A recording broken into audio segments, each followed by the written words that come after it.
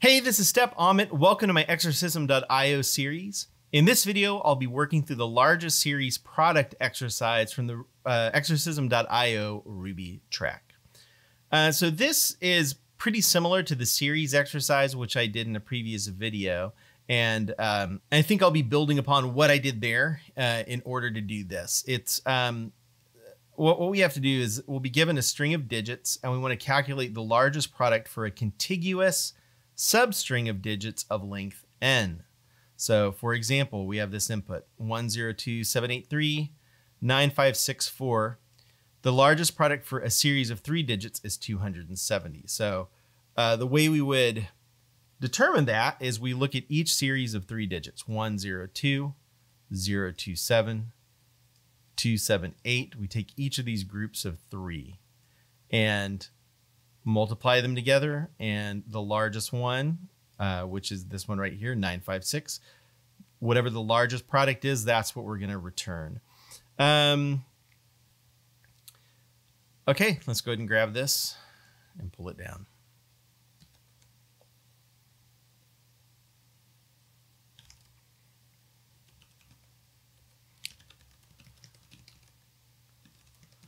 Start a new Tmux session.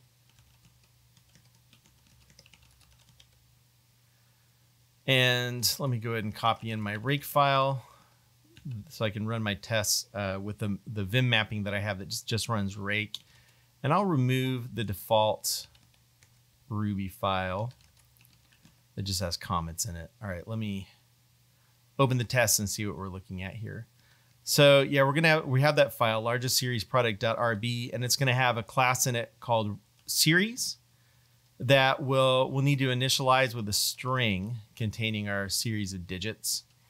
And then an instance method, largest product, that takes an integer representing the size of those groups. And that's gonna return an integer. We have a couple of instances where we will need to raise an argument error.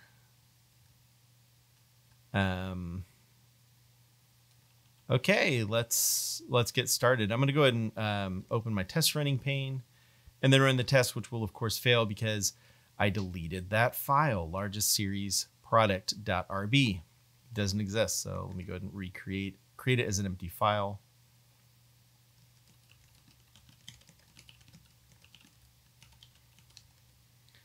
And I'm going to switch my test running panes. I'm going to be pretty rigorous with my TDD flow and let the failures guide me. This failure is going to tell me that I need to initialize the class. So let me just go ahead and do that. Class largest series product. Okay, and now I need an initialize method that accepts an argument. No, I did something wrong. Oh, well, to name the class correctly. Now it's going to tell me that I need an initialize method that accepts an argument. Okay, what I want to do is I think I'm going to want to capture the series in an adder reader. And I want to set an instance variable here. But if I think back to the other series exercise, I know that I need to do, well, and just looking at the problem itself, I don't want to save this string. I want the chars. And most specifically, I want them to be integers because I'm doing math on them. In the previous, in the series video, I wasn't necessarily doing math. I was just dealing with the characters and I was joining them together. So here I want to 2i each one of these to make sure that I've got a set of integers. Okay, and let's see.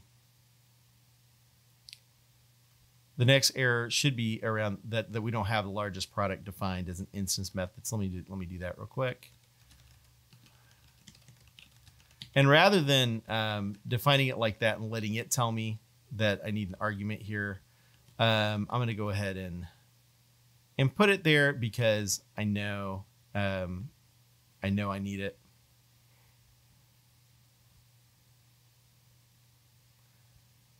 All right, and it's expecting 18 as a result. I'm returning nil. So let me go ahead and hard code that for the second. And then when I have a second test that's going to force me to actually implement this, I'm gonna kind of show you what I did in the series exercise and see how we can modify it. So this will fail because we're returning 18 and not 72. If we let the test guide us and change it to 72, then the first test will break. So I need to actually implement functionality that will return 18 in the first case and 72 in the second case. And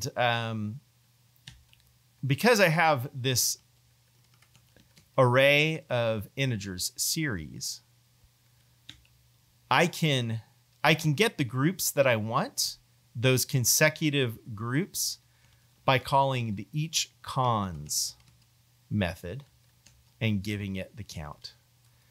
And that will give me, if I jump back over here, what that will do is, so in the first example, or let's say the second example, let's just pretend this is the example where this is the series that we're given and 3 is the count that passed to largest product. What each cons is going to do is it's going to take the array of integers, and it's going to give me each subsequent group of 3. So 102, 027, 278, 783, and so forth. And that's what I want. I need to work on those. And in the series exercise, I simply joined each group. I mapped this, and joined each one of those cons groups together into strings, and I returned that. And so I had an array of strings, an array of groups of 3s, but I don't want to join them together. I want to do some math on them. So I want to map these. Let me just see if I can get away with this on one line. And so this is going to be my sub group.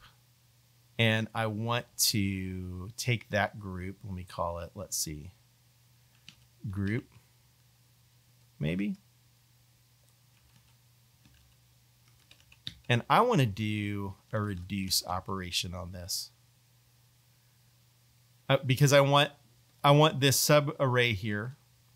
So like here in this example where I have groups of 2, I want to replace that little array of 2 with 1 value. And so that's what the reduce operation does, right? It takes an array, a list, and it reduces that to a single result. And we can use a shortcut method here to perform an operation on it that will take each element in turn and call that operation on them and accumulate the result, and we'll return that at the end. And so what I want what I want to do is I want to give it simply the multiplication operation here. I think that's what I want. Let me see if this works, and then I'll explain what's going on. Then I want to sort those so that they'll be in numerical order, lowest to highest, and then I want to return the last. Let's see if that works. Okay. So let me explain what's happening here, what this is doing. So in this example, I have this array.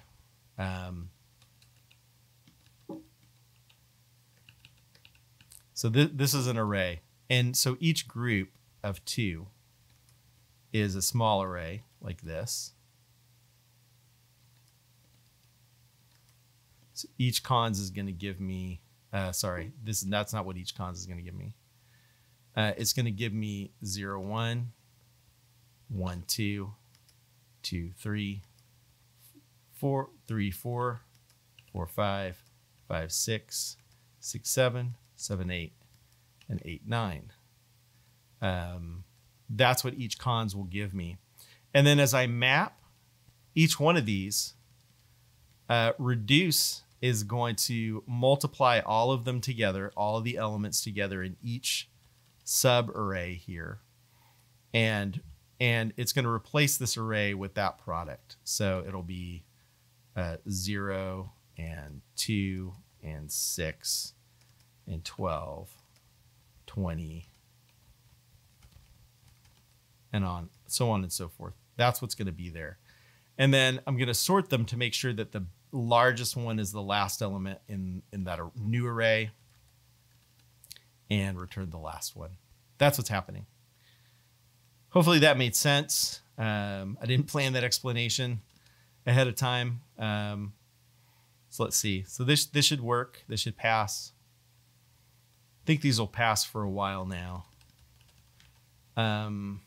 We might get a weird input. We're not raising any argument errors, and I know we need to raise one. We had to raise one in series if the count we were given is greater than the series count. And I think we have to do the same thing here. Let's see. Big number should work. Reports 0 if the only digits are 0. Let's see. I don't know. Report 0 if all spans include 0. Yeah, I don't know why that wouldn't work. Here we go. This is going to fail because if we're given a count larger than the length of the series, then we need to raise an argument error, and we're not raising anything right now. Yeah, nothing was raised, so I'm just going to do that right here.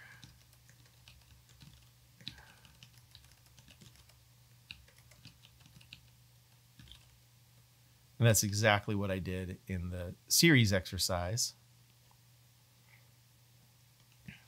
So let's just see. Let's keep going. Test reports 1 for empty string and empty product span 0. This is not going to work. This is going to fail.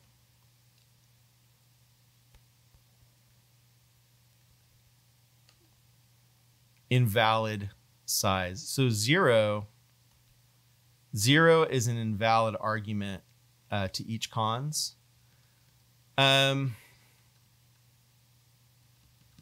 So it looks like we want a 1 for every case of passing a 0. So in this situation, I'm going to do similar to what I did here. I'm just going to have a guard clause that will return 1 if count is exactly 0. And that'll cover both of these.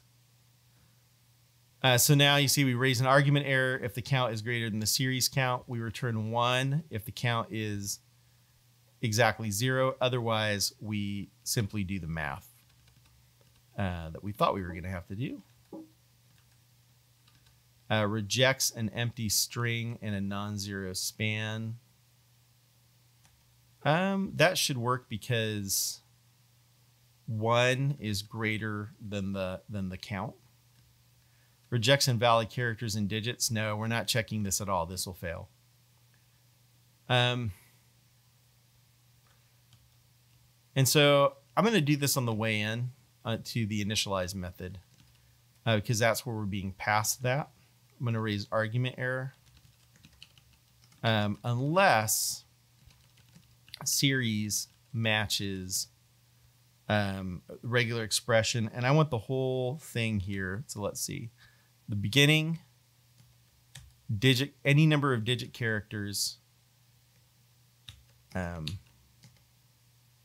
think that's it. So from beginning to end, my string can be empty, but otherwise it has to contain only digit characters.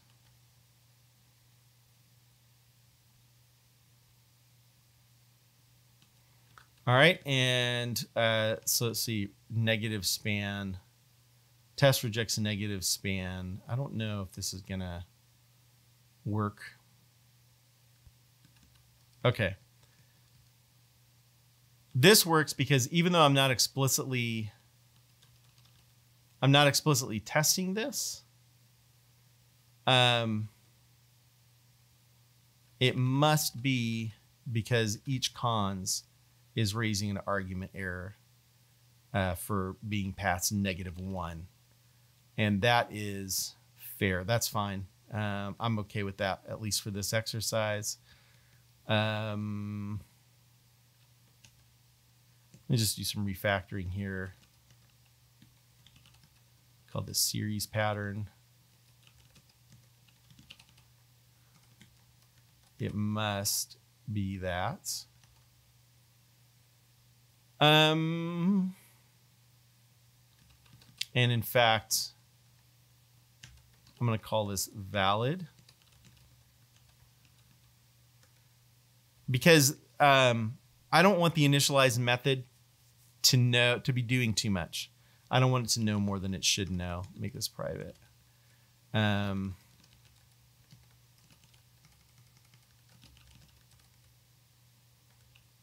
simply going to paste that right here. So that, to me, that's a little cleaner, right? Raise argument error and less valid series. Okay, same with this.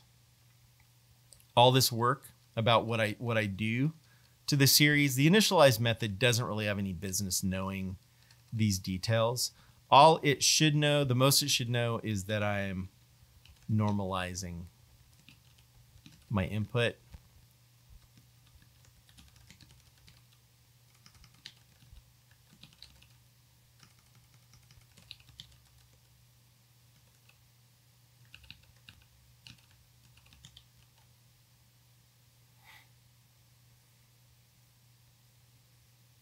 Okay, so I split the input into the individual characters and then I map them each to an integer. I think that's pretty clear as is. Let me look here at largest product. Raise argument error if count is greater than series count. I think that's fair there. That's okay. Return 1 if count is 0. Let me think about this here. Let me look back at the tests here and see what reports 1 for empty string and empty product span. Turn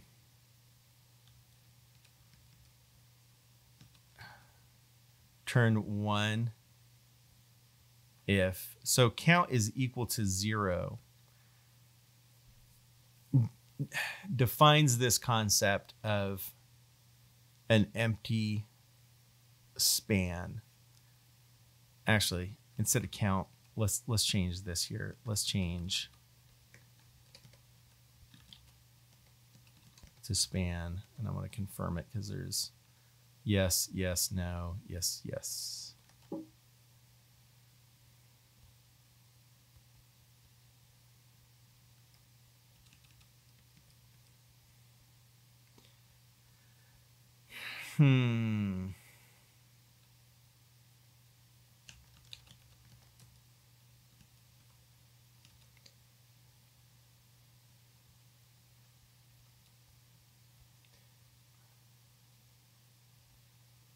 Is that clear to you?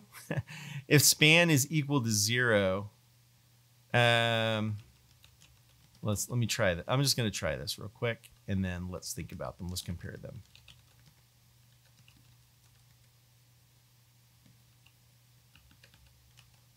Sure that works. All right. Raise an argument error if the span is greater than the series count. Length. Can I do length there?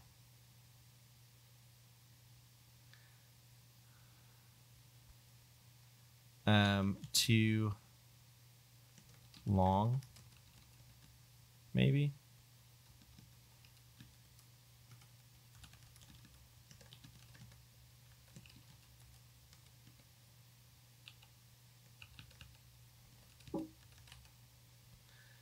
And so the reason I'm doing this is even though this is pretty simple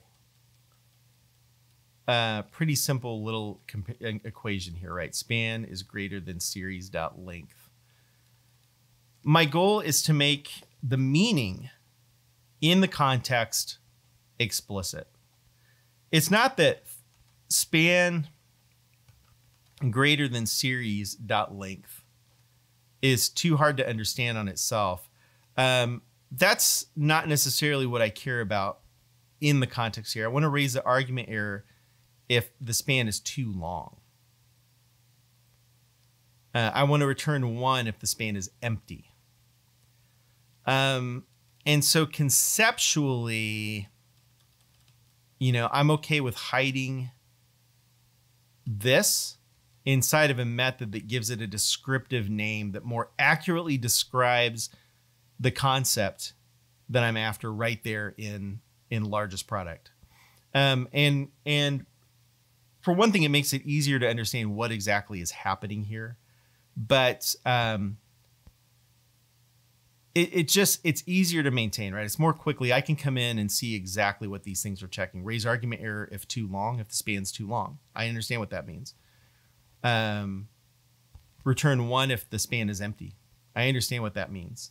That communicates the concept much more clearly. So the next thing I want to look at here, so here there's a magic number here, but I think it's, in this case, it's probably fine. Return 1 if the span is empty. Usually with a magic number, I'm going to stick it in a constant like this. But what would I call it? Like empty value, empty span value, empty span value. I could name it like that.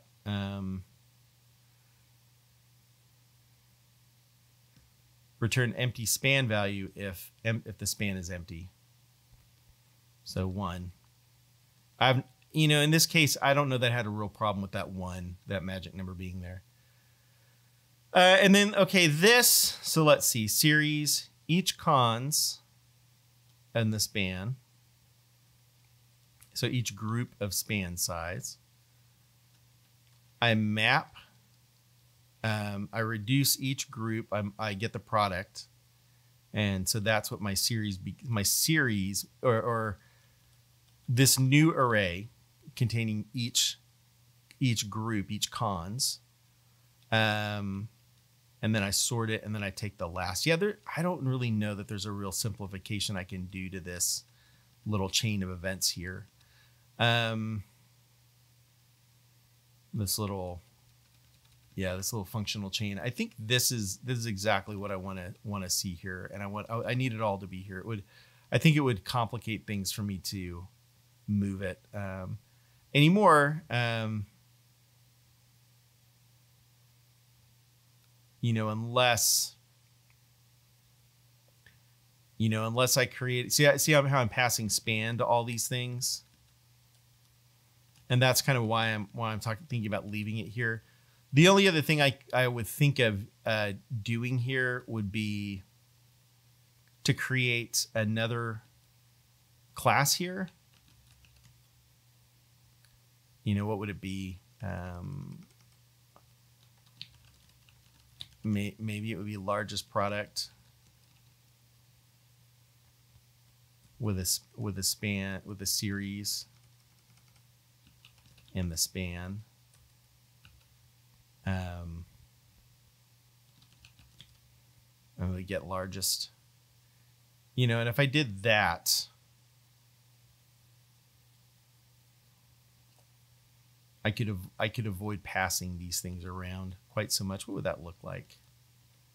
So I would return that. Let me just create it in class in place here.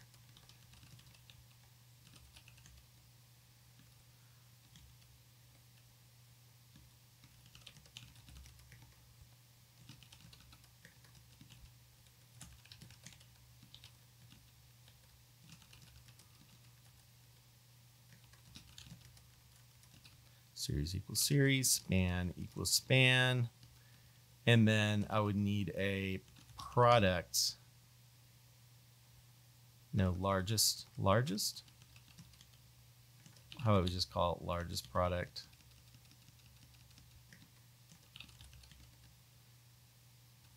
or we call it result, because it's already called largest product result. If I did this,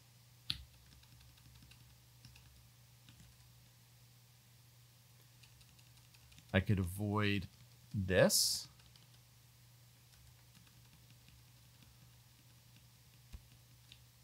These would now, let me just pull these up. I'm just going to duplicate them for the moment. See what they're, just explore what this would be like.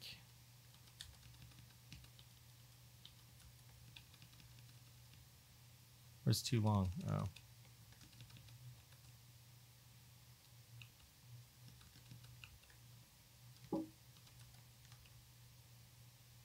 And I don't need normalize here.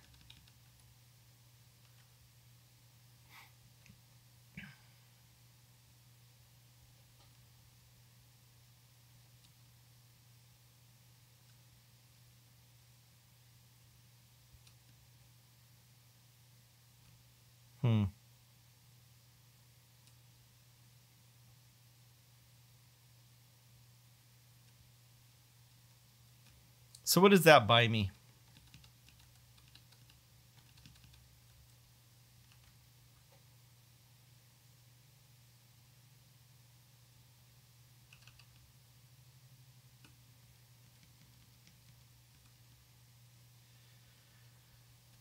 So the reason that I did this was I saw I was in a situation where I was passing span to a lot of different methods here. So in addition to passing it into each cons, which is I think fair to do, I was passing it into too long and to empty. And whenever you're passing the same variable around a lot like that, whenever I see that, it's a hint to me that I'm missing an object with state, with an instance variable. But I wouldn't want to put span as an instance variable on series because it changes every time I call largest product.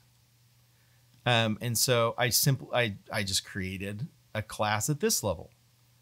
And so I initialize this object with my series and my span.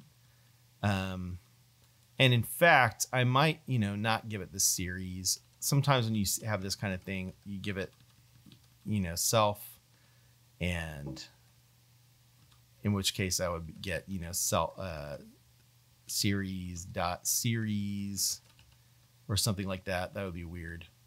I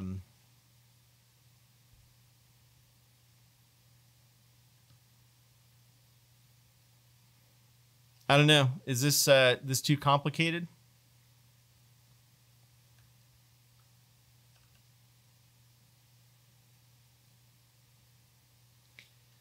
Might be a little over-engineered for this situation. I'm not sure which one I like better. Let's go back and look at the other one. The other one seems like less code.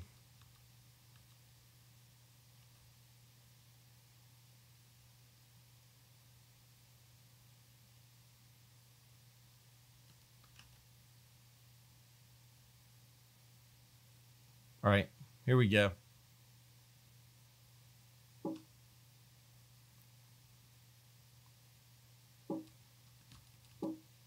Okay, I'm going to leave it like this. All right, let me go ahead and submit this.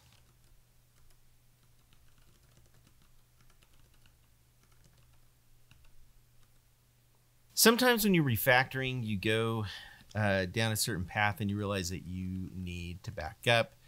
And that's fine. I mean, sometimes you, you're trying something out and it doesn't work out the way you expect it to, or, our goal is clarity and readability and maintainability. And so sometimes you figure out that you've been too clever. And you know, if you're feeling proud of how clever your solution is that you refactored to, that's a pretty good sign that you probably need to back up a step or two, and that it's going to be hard for somebody to come in and understand. And you always want to err on the side of clarity. Clarity is much better than cleverness when it comes to your code. All right, well, thanks for watching. If you found this to be valuable, please click the like button below and subscribe if you want to see more videos like this. Also, if you're interested in a deep dive in a refactoring workflow that can help you write code today that you won't hate in 6 months, the way that I actually write code on my daily job and the way I approach TDD and refactoring, then you need to check out my tactical refactoring video course, which I've linked in the description below. All right, cool. Thanks for sticking through to the end, and I will see you in the next video.